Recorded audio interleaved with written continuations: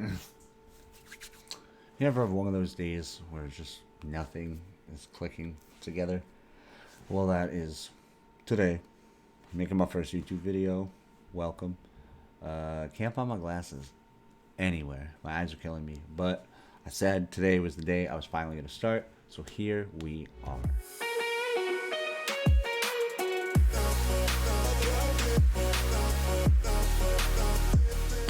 All right, welcome back. So, like I said earlier, it's first video on HNC Gaming. I just want to make a clip video or something of gameplay footage. Everyone's done that a million times. One of the side things I do on my stream is for my D&D games that I run, homebrew, I print and paint mini figures, but as the DM, my minis aren't very mini. The enemies are usually pretty big.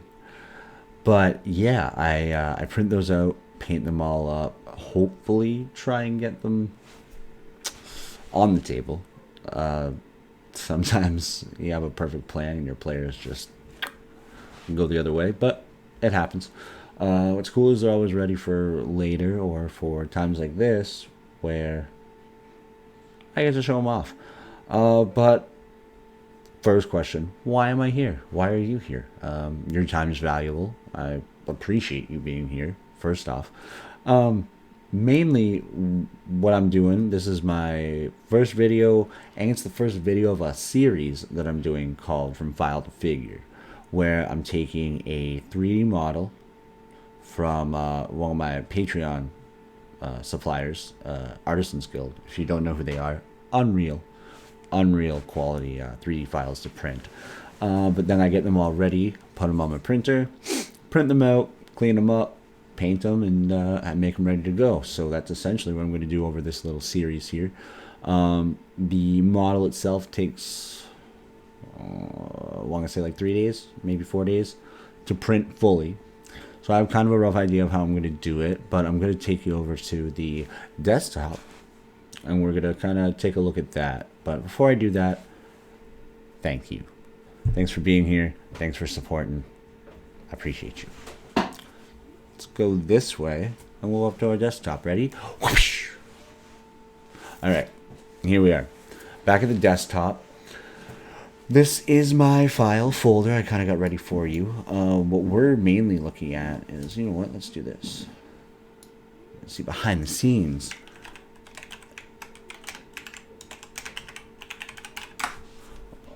Just to make it a little easier for you guys and me to see, I'm going to drop them all up in here.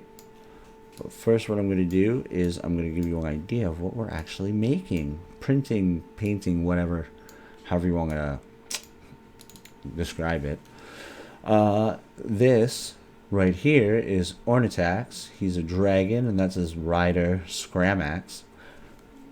Spoilers, I kind of change the names most of the time because my players don't do names very well, so I gotta tone it down a little bit so they remember. Doug's, Jeff, Dom, they're all relevant titles. But the plan, what we're gonna do here, this is one of my most ambitious builds.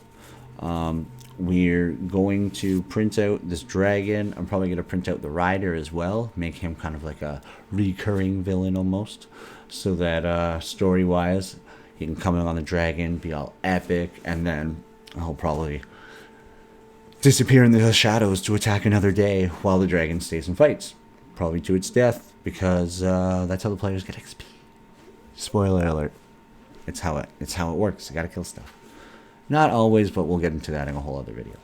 So what we're going to do here is we're going to start over in those files I was looking at. Alright, so we got our base, we got our rider, we've got two options for a head, lower part of his torso, higher part of his torso, so like the chest area, two wings, and then the rider's hands, because the best thing about Artisan's Guild is that they come with modular weapons and hands and stuff. You can have a closed hand, open hand, sword, shield. It can be whatever you want, really, which is great. I'm going to stick with the original plan here just because part of it is showing you how well they all fits together. So we'll go ahead here, and what I usually like to do is I like to grab, I'm probably going to print both heads for different settings, just in case. Probably only paint one though, have the other one as backup, maybe decoration and like a bar or something if I make up like a bar scene at some point. Don't worry, there'll probably be a video on that one. But what we're going to do is I always start with the torso. So we got that part there, opening up our cheat tube box. I use the pre-supported files from Artisan's Guild because they're just phenomenal. Greg Karakos over at 3D Printing Pro on YouTube, unreal supports. I use his support settings for my own personal supports, but when it comes to Artisan's Guild files, I don't even bother. I don't even bother. He can do it better than I can. I know it's better than I can. I know they print. So we got his higher part of his torso here, and we're going to take the lower part in. I'm going to drop that in now. Drops that way. We just use the blue one there to rotate it. Now, so I usually like to set it so I have some good real estate. I will move it down there. All right. So that's our first part. Now, since I'm printing both heads, let's see if I can get one on here. Oh, I think I can. I think I can. Like the little engine that could. Here I am. All right, so that one's a little tight, but should not be an issue. So we got the head here with a saddle. We got the bottom part of his torso with his tail, claws, and stuff. These are unreal models. Like, if I haven't said it already, unreal models. Honestly, a pleasure to paint. I haven't been doing this that long. I started in about April. Worked my way up from painting like pre-made D&D figures, stuff like that, from WizKids and Reaper and stuff. And then I found out about 3D printing, and it was just awesome, especially with COVID and stuff. Getting anywhere to get minis was hard, and like ordering them online with the shipping stuff is also hard. So that's our first plate here. So we'll go ahead and we'll slice that up. That's going to tell us how long it takes, right? If you've done 3D printing before, this is all new. This isn't new to you. But for anyone here who has never 3D printed before, this is where it is. If you happen to be coming back from like part 4 or something, where you see the final product, this is where we started. I screwed that up a little bit, so now I gotta fix it. All right, we're good. I was kind of concerned about that block, but we're good. So while that slices, for anyone curious, I do print on an Elegoo Mars Pro to be precise, not a Pro 2 or anything. Hopefully one day, I'm hoping for a Saturn, honestly, next, to print stuff like this in like one chunk, just done. But I print on the Elegoo Mars Pro. I use black resin a lot of the time, only because I had a lot more success with black resin when I started out trying with it. And honestly, if you don't paint them afterwards, they still look great. They look really, really good, and I found it's pretty durable too. So, just going over my settings really quickly, I go with 0.04 millimeter layer height only because I found 0.03 takes a really long time. 0.05 could be a little better detail wise, and 0.04 is like right for the sweet spot for me, at least. Everyone's different. Environments and stuff when you're printing are all different. Exposure time 10.6. Can't really explain that one. I think for mine, I go about 0.6 or 0.7 over the recommended. So for gray, it's like 7 seconds a layer. So I do 7.7 or 7.6. Black, it's 10. So I do the 0.6 higher just to be safe. I've gone lower, but it's given me some failures before. Lift distance, or lift speed and retract speed. Those are huge. Greg, again, at 3D Printing Pro, he's done videos on this stuff before, but essentially the lift speed is how quick you pull it off the film when your plate's coming back up, right?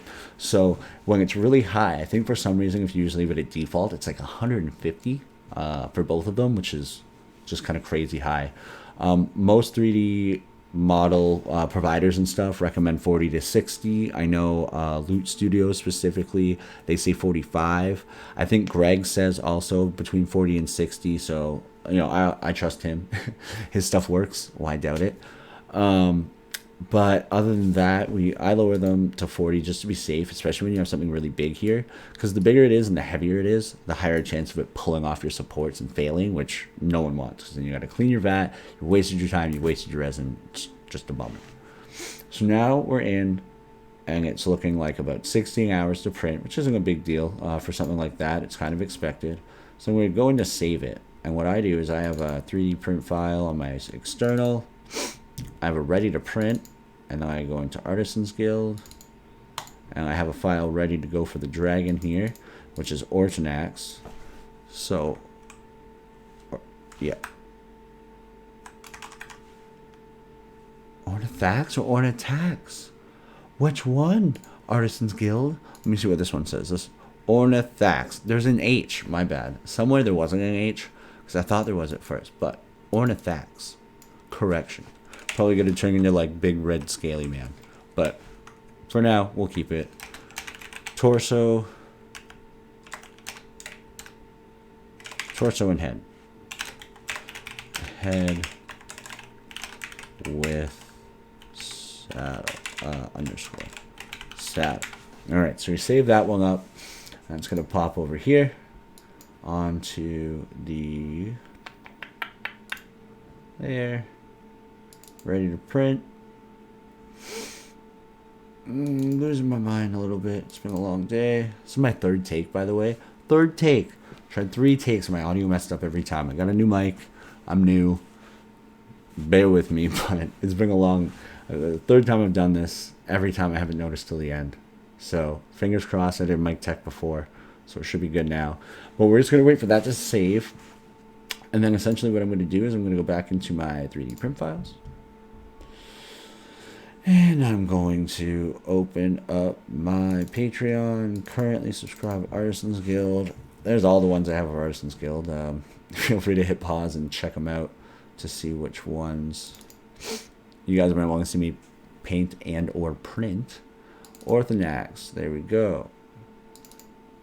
So now essentially what I'm going to do is I'm going to speed it up. I'm going to get these ones done up for you. Save them. And then when I do that, we will go over to the work desk. That's what we'll do. We'll go over to the work desk, check everything out. A print will probably be in the process by that point. And I can tell you more about the plan. But for now, I'm going to give you some good beats. Give you a little time lapse here and be good to go. Have fun.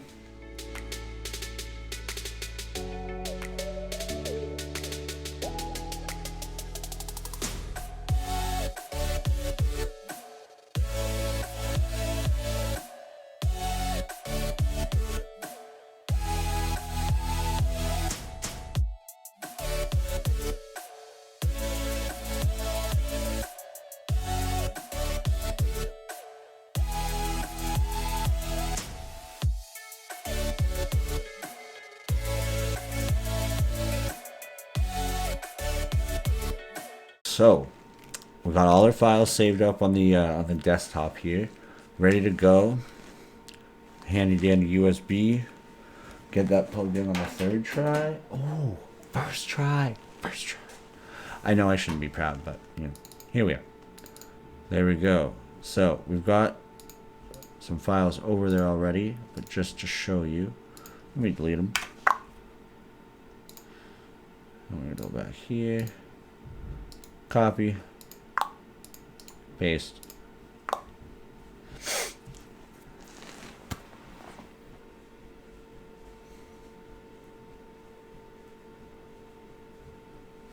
ding, ding, ding, ding, ding.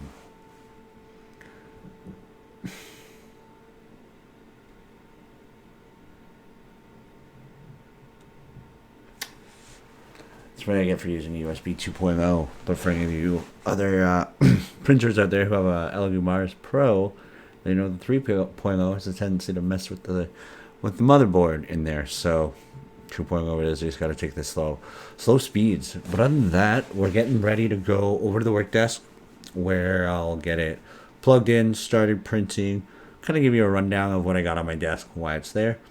And I'll also have some examples for you of stuff I've done already. Prints I've printed out from Artisan's Guild, painted myself. Give you an idea of what I'm aiming for in the end run. But by this point, my USB is done. I just get that out of there. Always safely eject your USBs. All right? Not totally related, but I work in tech support outside of here. Always safely remove your USB. It can cause real problems if you don't.